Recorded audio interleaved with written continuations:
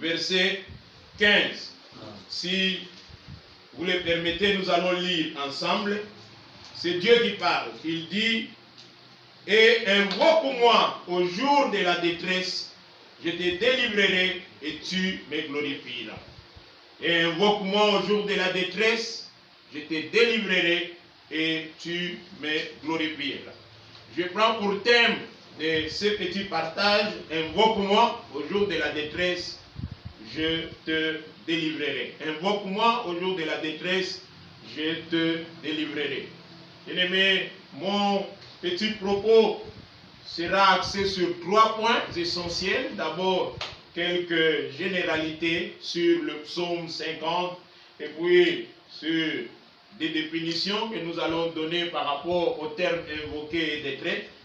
Deuxièmement, nous parlerons des différentes attitudes que les hommes peuvent manifester quand ils sont en face des problèmes, en face des difficultés, quand ils sont dans la détresse. Et troisièmement, pourquoi seul Dieu mérite que nous puissions nous approcher de lui. Pourquoi nous devons mettre en avant le fait d'invoquer Dieu. Vous savez, bien-aimés, nous sommes dans une période particulière. Cette pandémie est venue désarticuler beaucoup de choses. L'économie des nations, l'économie des entreprises, l'économie de beaucoup de ménages. Et nous nous retrouvons dans des circonstances, dans des situations que nous n'avons jamais voulu. Et beaucoup de gens aujourd'hui se trouvent en difficulté.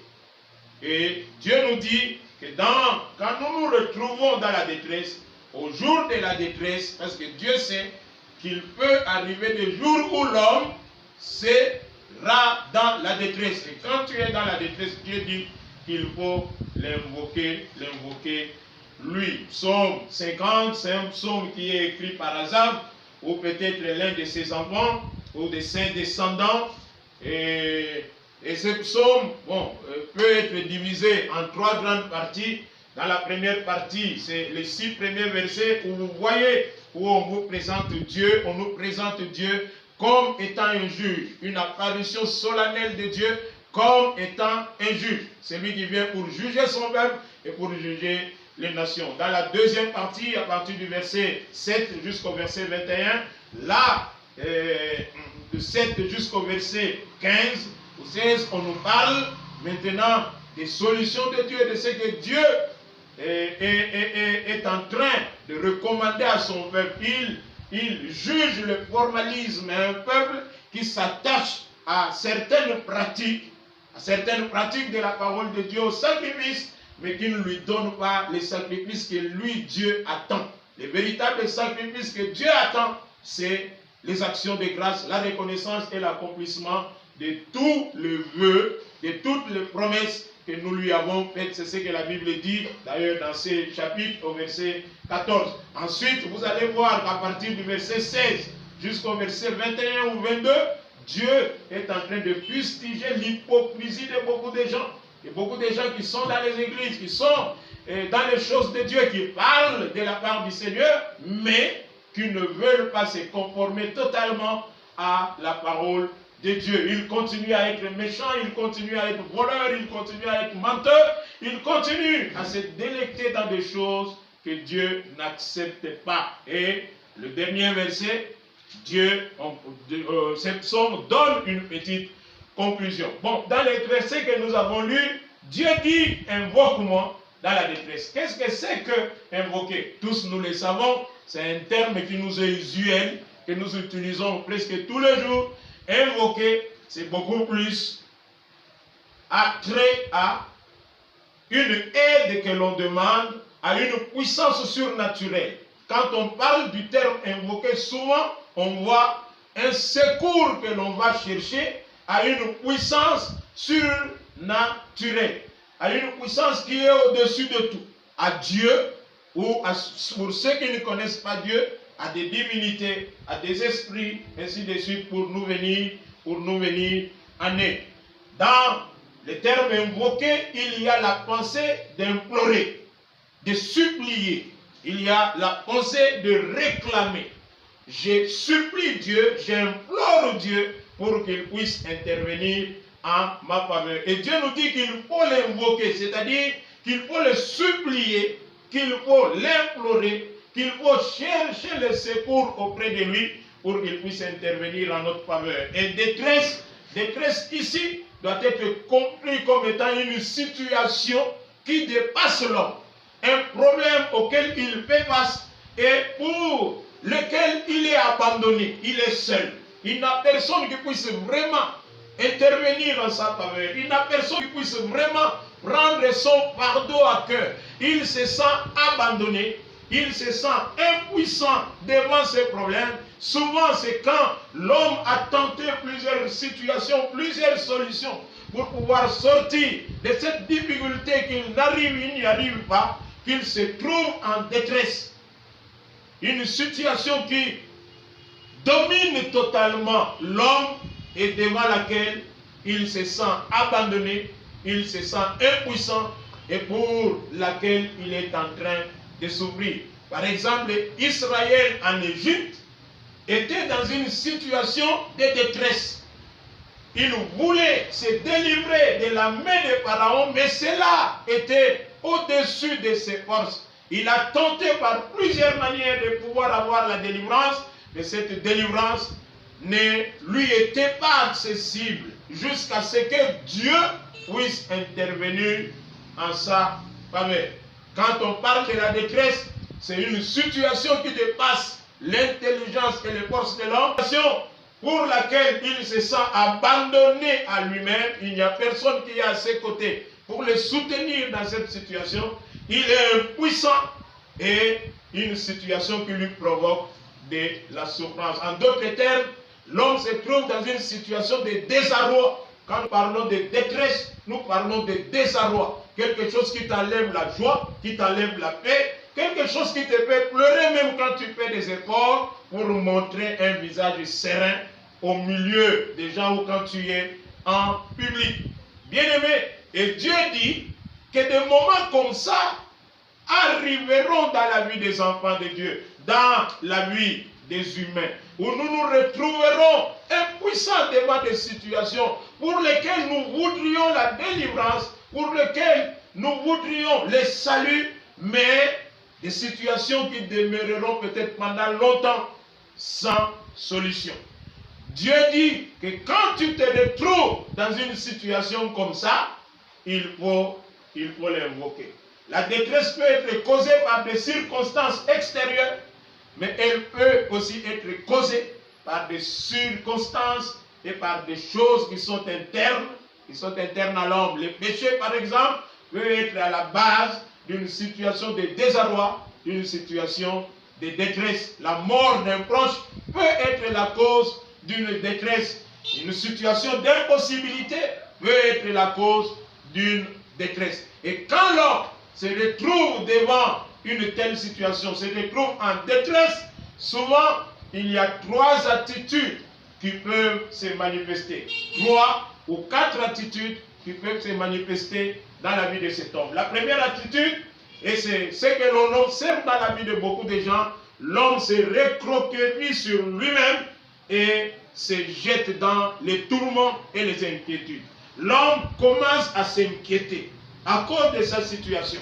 Partout où il passe, il s'inquiète, il se plaint, il parle à tout le monde, il pleure auprès de tout le monde par rapport à sa situation. Il est dans les inquiétudes, il tourne et retourne dans son cœur, dans sa tête, cette situation dans laquelle il se retrouve. Et cette attitude n'est pas recommandée par la parole de Dieu au regard des conséquences néfastes que cela peut avoir dans la vie de l'enfant de Dieu. Jésus nous dit dans Matthieu 6, le verset, à partir du verset 25 jusqu'au verset 27, il nous recommande de ne pas nous inquiéter. Il dit ne vous inquiétez de rien. Ne vous inquiétez pas à cause du manger, du boire. Pourquoi il ne faut pas s'inquiéter? Parce que, nos inquiétudes ne changeront rien du tout à notre situation. Tu peux t'inquiéter du matin au soir, mais tes inquiétudes ne t'apporteront pas la solution à laquelle tu aspires, la solution que tu attends. Tu peux pleurer comme tu veux, du matin au soir, te plaindre partout par rapport à ton problème. Ces plaintes, ces inquiétudes ne t'apporteront pas la solution à laquelle tu aspires, la solution que tu attends. Au contraire, tes inquiétudes vont te détruire. Jésus dit par rapport à l'inutilité des inquiétudes, il dit, qui par ces inquiétudes peut faire pousser de plus que d'un centimètre la longueur de ses cheveux? Personne. Personne à cause de ses inquiétudes ne pourra rien changer dans sa situation. Les inquiétudes, au contraire, viendront détruire ta relation avec Dieu, ta confiance avec Dieu. Celui qui s'inquiète ne sait pas avoir totalement confiance en Dieu. Il ne sait pas continuer à espérer en Dieu et il voudra mettre de côté les solutions que Dieu propose pour aller embrasser les solutions du monde. Celui qui s'inquiète ne saura pas bien prier parce qu'il n'a plus confiance en Dieu. Celui qui s'inquiète peut tomber malade. Nous connaissons tous ces maladies psychosomatiques qui, malheureusement, dans notre nation ici, tuent beaucoup plus de gens que même coronavirus. Il y en a qui meurent de toutes sortes de maladies qui sont causées par des inquiétudes. Donc, dans tout ça, ces maladies psychosomatiques dont nous connaissons fort bien l'existence. Les inquiétudes ne servent à rien. Dans Philippiens 4, au verset 6, il est dit, ne vous inquiétez de rien. Frères, vous qui nous suivez, ne vous inquiétez de rien. Il y a peut-être des situations difficiles dans lesquelles vous vous trouvez aujourd'hui. Peut-être que votre mari est un mari méchant. Oh ma soeur, c'est un mari qui chaque jour vous ridoie dans ses propos et il est violent vis-à-vis de vous. Mais à cause de cela, ne vous versez pas dans les inquiétudes. Parce que ces inquiétudes vous aideront à vous paner rapidement, frère. Regarde ma soeur, vous allez paner rapidement à cause des inquiétudes et elles ne vous apporteront rien du tout. Elles ne vous apporteront pas soulagement dont vous avez besoin. Peut-être que c'est votre femme qui est infidèle. Mon frère, vous qui nous suivez, c'est votre femme qui ne sait jamais se tenir correct. Et vous êtes dans vous vous posez beaucoup de questions. Ne vous inquiétez pas. Peut-être que c'est vos enfants qui sont cause de tourments. Des enfants que vous attendez ou des enfants qui ne veulent pas marcher dans la crainte de Dieu. Frère, ne vous inquiétez de rien, dit la parole de Dieu. Ne vous inquiétez de rien. Quel que soit ce que vous êtes en train de vivre, Dieu vous recommande à ne pas vous inquiéter. La nature humaine vous amènera aux inquiétudes quand vous vous trouvez devant des situations compliquées. Mais Dieu dit, ne vous inquiétez de rien du tout. Alléluia. Ne vous inquiétez de rien. Même si vous ne trouvez pas à manger pour vous-même et pour vos enfants et pour vos frères, même si votre chômage est en train de tirer en longueur, même si la maladie que vous avez ne veut pas vous lâcher, ne vous inquiétez de rien du tout. La première attitude face à la souffrance, face à la détresse, ce sont les inquiétudes. Beaucoup de gens, malheureusement, se livrent à cela alors que la parole de Dieu les déconseille. Deuxième attitude, c'est aller chercher du secours auprès des hommes.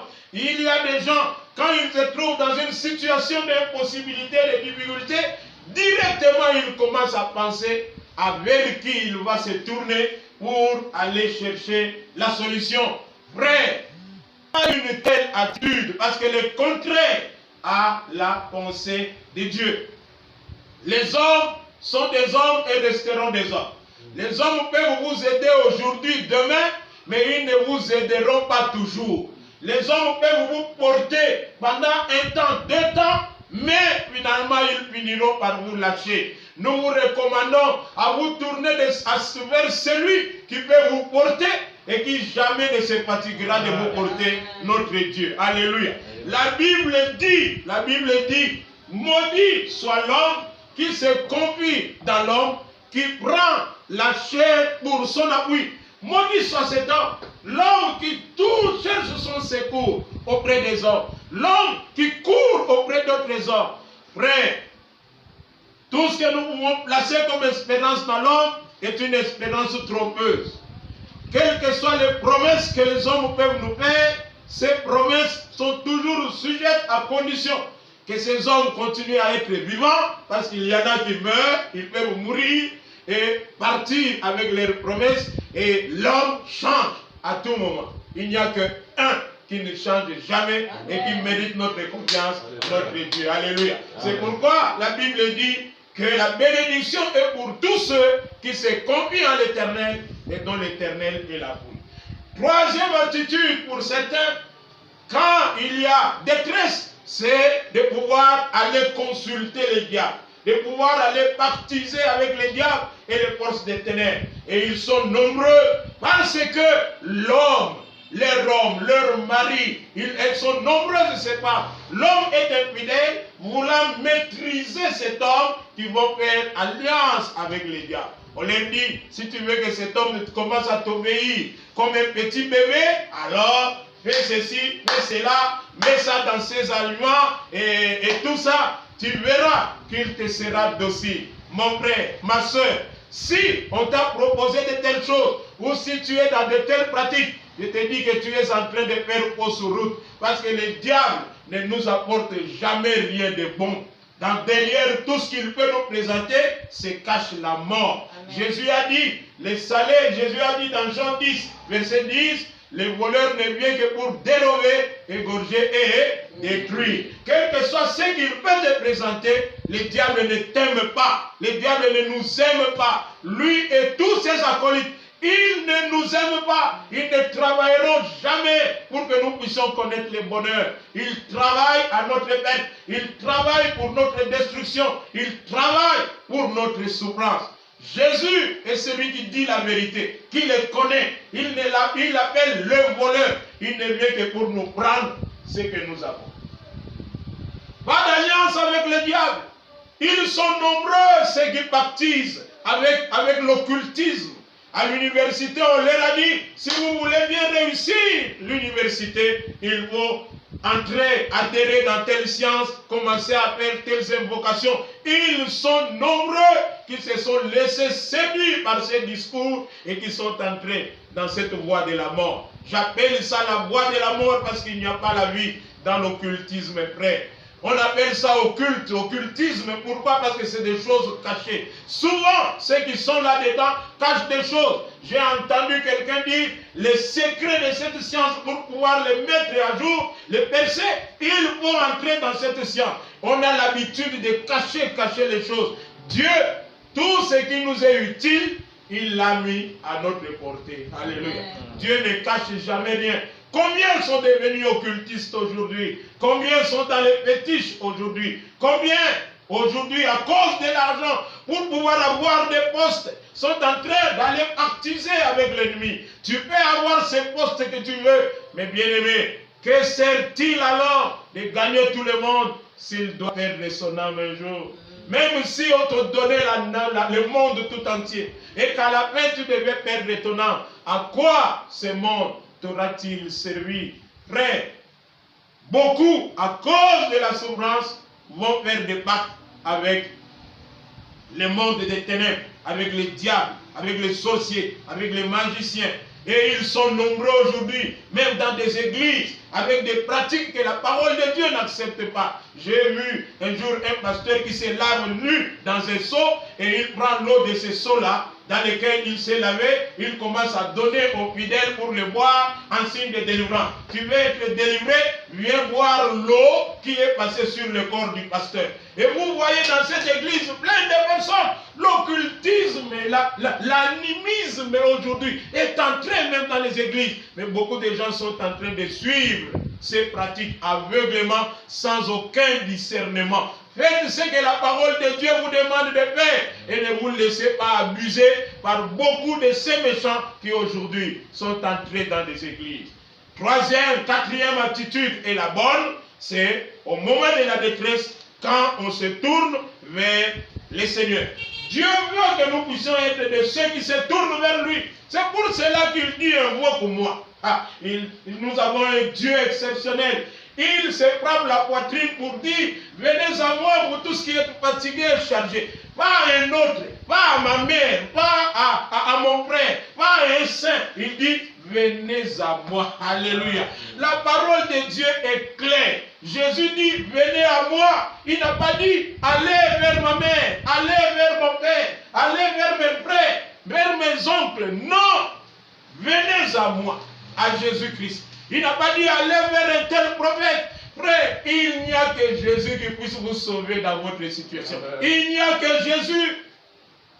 Il est dit dans Acte 2, verset 24, quiconque invoquera le nom du Seigneur sera sauvé. Seul le nom de Jésus-Christ sauve. Et Dieu dit, invoque-moi. Quand tu es dans la détresse, invoque-moi.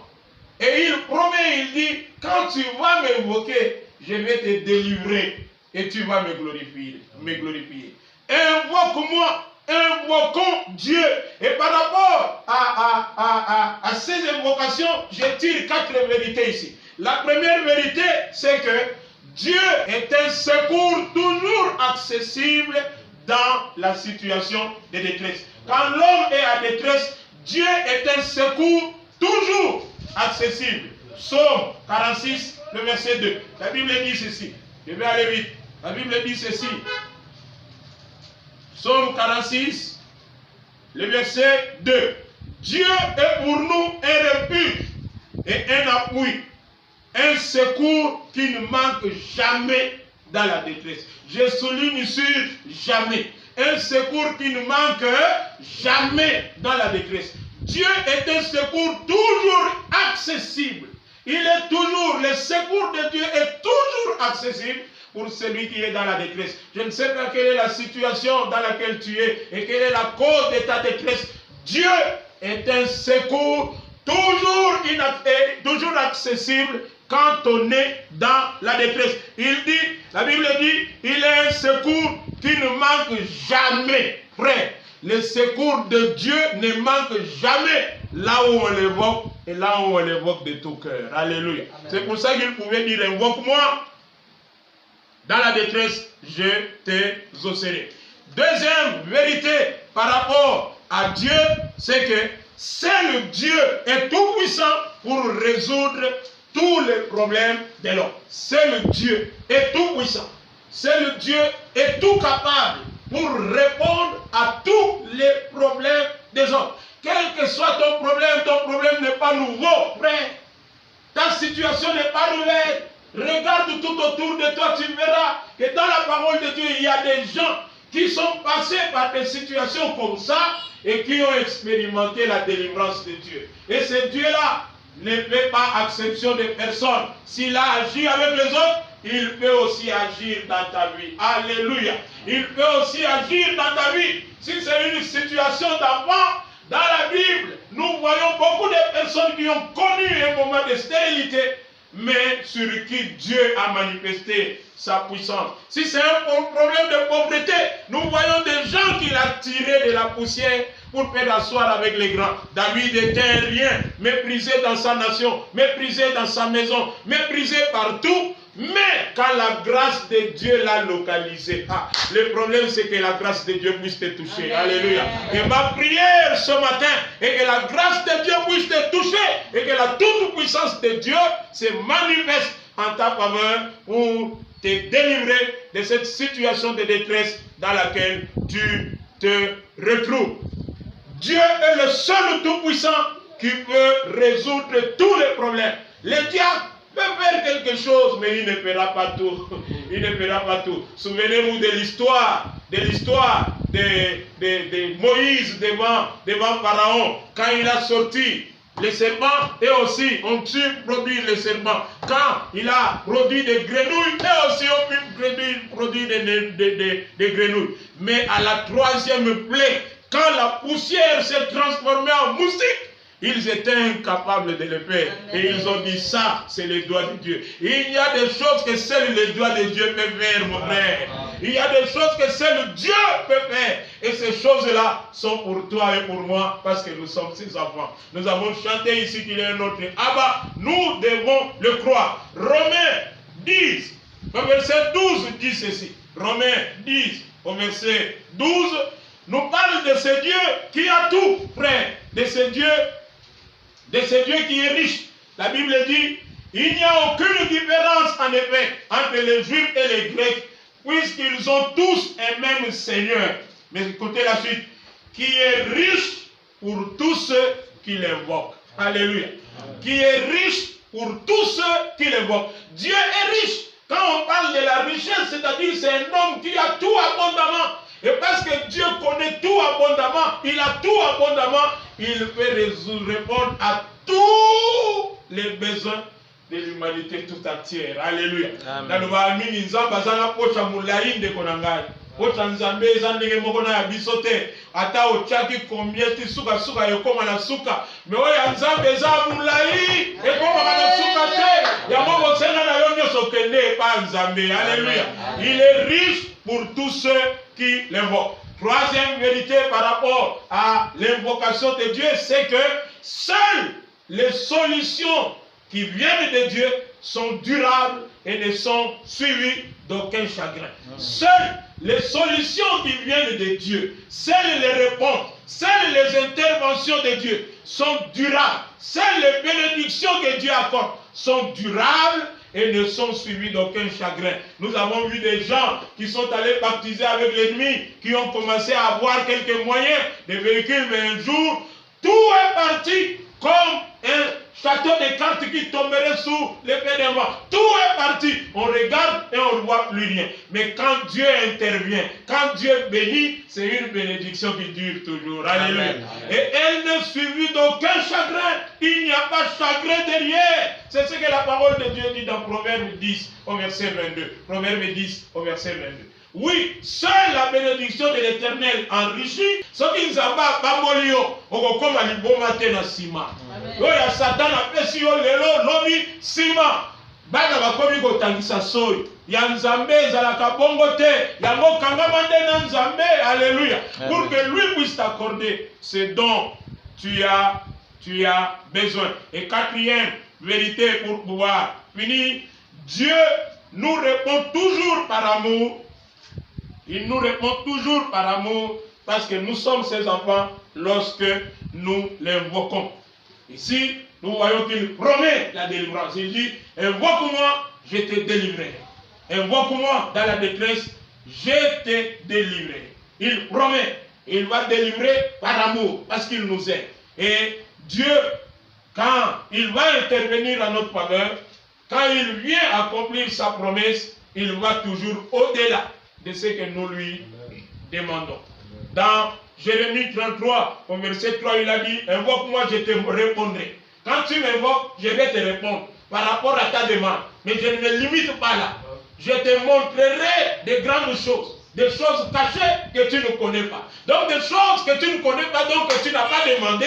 Et Dieu dit, quand tu m'invoques, je te donne d'abord ce que tu m'as demandé, et puis je te donne au-delà. Alléluia. Amen. Il est toujours un Dieu qui donne au-delà. Si vous regardez dans Éphésiens 3, le verset 20, la Bible dit, or à celui qui peut faire pour nous au-delà de ce que nous pensons et demandons. Dieu, notre Dieu, quand nous l'invoquons, il fait toujours au-delà de ce que nous pensons, de ce que nous... Donc, frère, invoquons l'Éternel dans notre situation de détresse et il nous donnera ce dont nos cœurs ont besoin.